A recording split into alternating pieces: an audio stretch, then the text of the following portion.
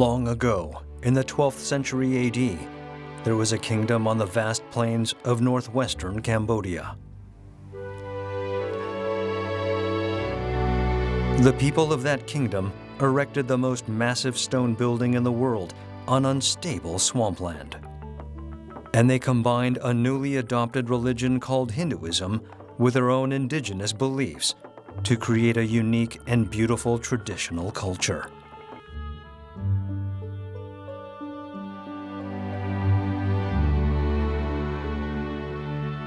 Because the buildings of this splendorous civilization are so marvelous and amazing, even the locals living here today believe that they were created by the gods.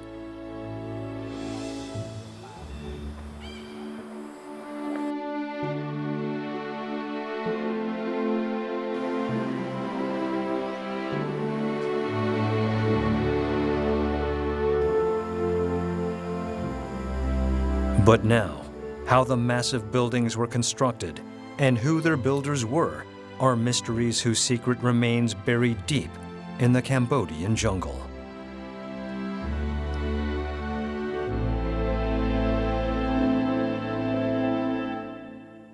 It is an immutable law that nature is the final conqueror of all things. For centuries, the trees of the jungle have erased the accomplishments of civilization building by building. Now, that civilization lies buried under centuries-old roots. So who built this civilization? And what was the civilization like? The mysteries of the Khmer Empire seem impossible to unravel. Yet today, we will attempt this daunting task.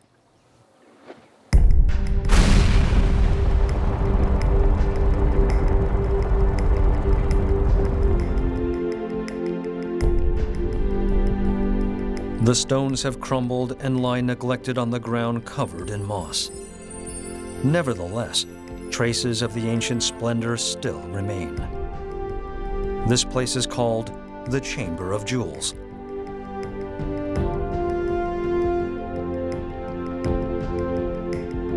In the beginning of the 12th century, the Khmer constructed Angkor Wat, the most massive temple on earth, and dominated the countries of Southeast Asia.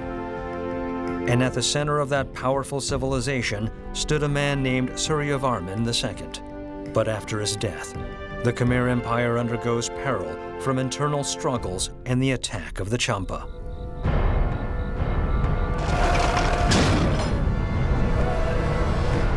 Khmer history records the following about the invasion. Full of proud confidence, the Champa king led his army on an invasion of our country, a paradise on earth. The kingdom of Champa was a Khmer colony during the time of King Suryavarman II. But now, the armies of the former tributary began sweeping across the Khmer Empire with a vengeance. Finally, in 1177, the Champa took the capital city and raided the palace.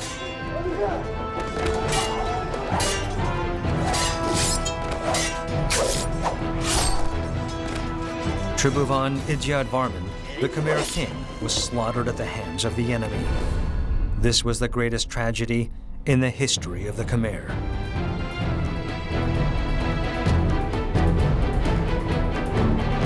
But the gods had not forsaken the Khmer just yet.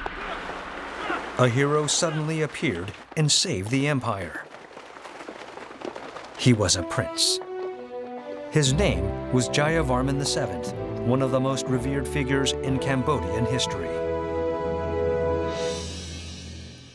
Upon hearing of the perilous situation of his nation, Jayavarman VII hastened home from the neighboring Champa kingdom. He is known as one of the greatest rulers in the history of Cambodia, along with Suryavarman II, the builder of Angkor Wat. Although he was over 40 when he returned, he was a brave warrior who loved his country deeply. He was the perfect man to pull his country out of despair. So how did Jayavarman VII save his country and lead a renaissance of his empire? There is a record which reveals how desperate the Khmer people must have been at the time. They would find people on the road, wrap them in cloth, and bind them with rope. Then they would stab their right side with a dagger and remove their gallbladder. Each jar would be filled with 1,000 gallbladders and sent to the Champa king.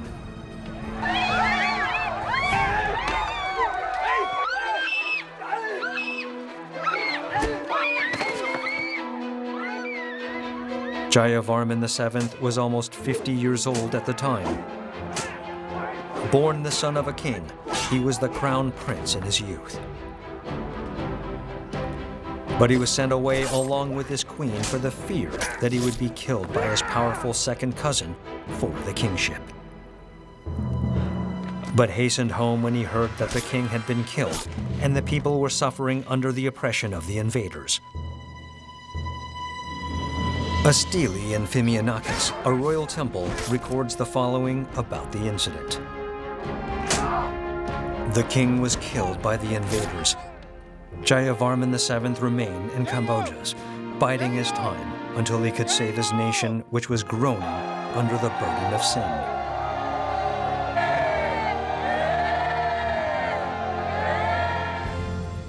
Jayavarman VII was born in Kampong Svai, 100 kilometers to the east of Angkor. The region was a major producer of weapons from long ago, thanks to its rich deposits of iron ore. Jayavarman VII returned to this place in order to consolidate the various factions of a political landscape which had turned chaotic after the murder of the king. Finally, he was able to raise an army which rivaled that of any monarch and began preparing for a clash with the Champa.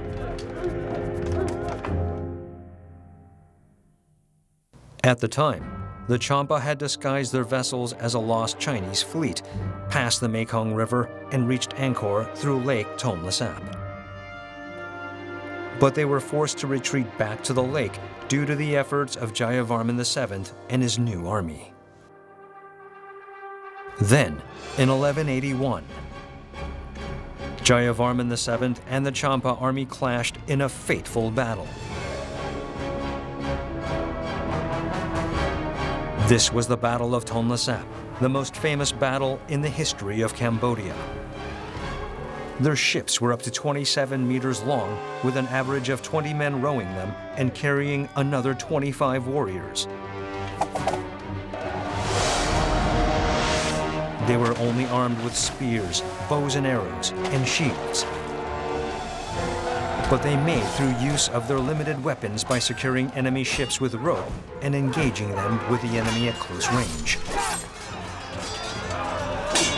Both Jayavarman VII and the Champa king fought in the battle alongside their men. A stele erected in Ta Prohm long after this event records the following about the ferocity of the battle. Jayavarman VII slaughtered the Champa king and upheld the law. Jayavarman VII killed the enemy's generals with tens of millions of arrows and protected this land.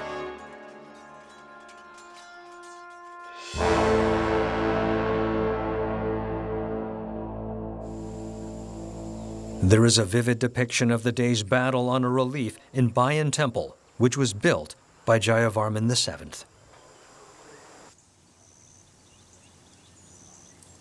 The graphic scene shows Champa soldiers shot by arrows, floating in the water amongst fish, and being torn to pieces by crocodiles. This is a ship used by the navy of Jayavarman VII. They built small boats by digging the center of whole tree trunks, while they made their larger ships by putting wooden boards together. A 25-meter-long ship would carry around 20 soldiers and oarsmen. Jayavarman VII used 200 ships in order to decimate the Champa. Then, Using the advantages of the age and his situation, he undertook a massive construction project in order to establish a powerful monarchy. This new city was Angkor Thom. Angkor Thom means great city. And even now, it can be seen distinctly in satellite photos which indicate that it was the size of Los Angeles. The city is surrounded by a moat 120 meters wide and 12 kilometers in length, as well as a wall that is 9 meters in height.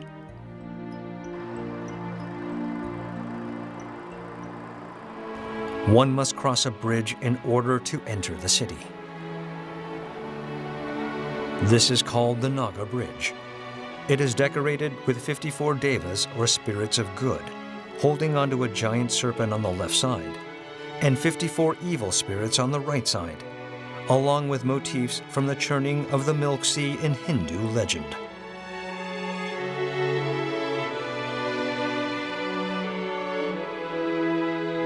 At the end of the bridge is a 23-meter-high gate called a Gopura. This signifies that the city is a holy city. The city contains residences for the king's subjects and the people, as well as palaces, temples, and squares.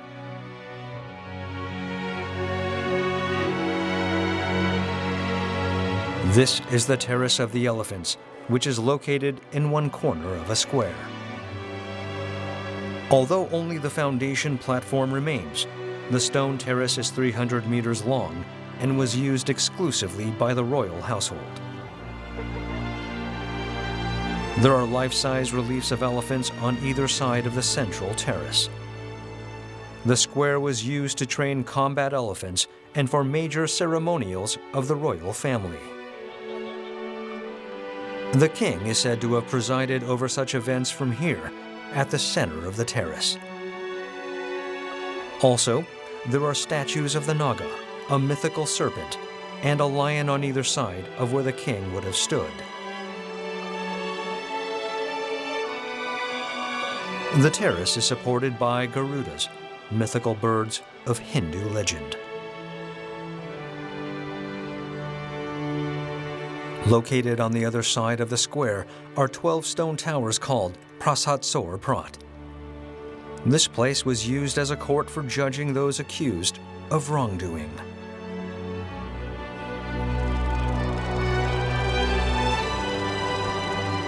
We restored the square to its original appearance based on historical evidence.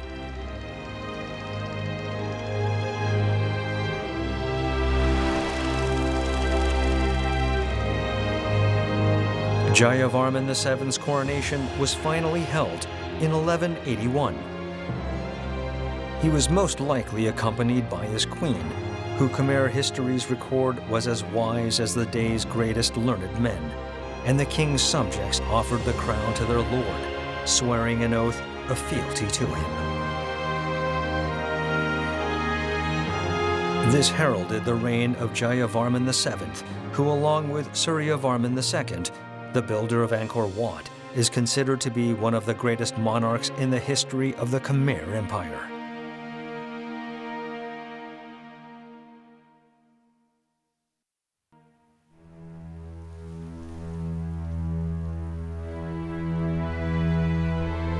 But when Jayavarman VII took the throne, his people were in despair, and his kingdom was in ruins from the war.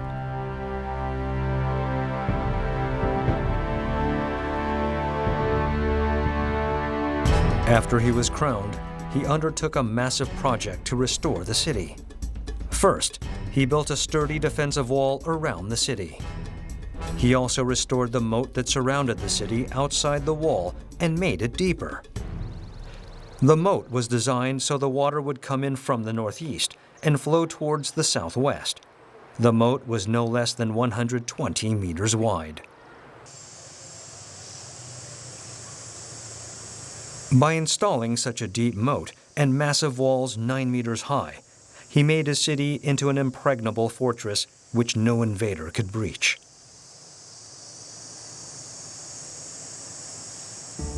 He also restored the palace within Angkor Thom, which was originally built at the beginning of the 9th century and burned down during the war. But until recently, the original appearance of this place was a mystery. This is because aside from the gopura leading to the main entranceway and the 4-meter-tall surrounding wall, the entire palace is buried in earth. In order to learn more about the palace, French archaeologists drilled some 7,000 holes into the earth and analyzed soil samples. As a result of the research, they were able to ascertain that the palace covered 150,000 square meters of area and was made of wood.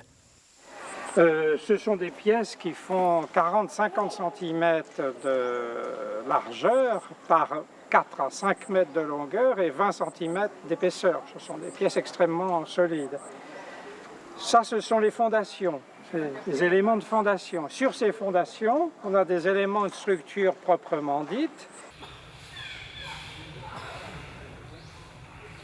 The wooden columns have disappeared completely, but depressions which mark the spot where they stood can be found dotting the site.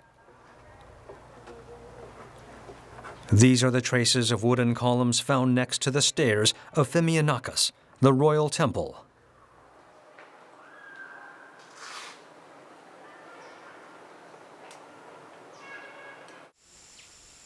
There would have been a row of columns 80 centimeters in diameter on top of this stone platform.